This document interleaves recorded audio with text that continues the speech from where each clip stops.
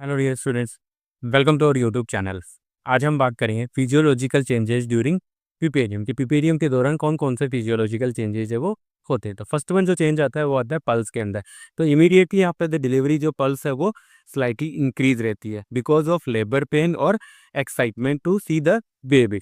और ये जो पल्स रेट है वो second day of postpartum period, second day के अंदर ये क्या हो जाती है, सेटल डाउन हो जाती है और नॉर्मल हो जाती है। नेक्स्ट वन जो चेंजेस आता है वो आता है टेम्परेचर के अंदर। इमीडिएटली आफ्टर द डिलीवरी और लेबर जो टेम्परेचर है वो क्या होता है, स्लाइटली इंक्रीज होता है। और जो 12 घंटे के बाद, डिलीवरी के 12 घंटे के बाद जो टेम्परेचर है वो नॉर्मल होना शुरू हो जाता है। लेकिन टेम्परेचर में स्लाइटली इंक्रीज आता है on the third day of postpartum because of breast एंगोर्जमेंट। ये ब्रेस्ट एंगोर्जमेंट की वजह से थर्ड डे, पोस्टपार्टम के थर्ड डे के अंदर क्या आता है माय डियर स्टूडेंट, हल्का चेंजेज आता है, टेम्परेचर वो हल्का राइज होता है। नेक्स्ट चेंजेज आता है यूरिनरी सिस्टम के अंदर। तो यूरिनरी सिस्टम में जो चेंजेज आता है, फर्स्ट वन आता है कि जो यूरिनरी ब्लैडर की जो म्यूकोजा है वो क्या हो जाती है, एडिमिएटस हो जाती है और हाइपरइविक हो जाती है, जिसकी वजह से जो यूरिनरी ब्लैडर है वो डिस्टेंडेड हो जाता है। और यूरिनरी ब्लैडर के डिस्टेंशन होने की वजह से यूरिनरी ब्लैडर की जो कैपेसिटी है वो बढ़ जाती है, जिसकी वजह से यूरिन का स्टेसिस होने लग जाता है। और ये जो यूरिन का स्टेसिस है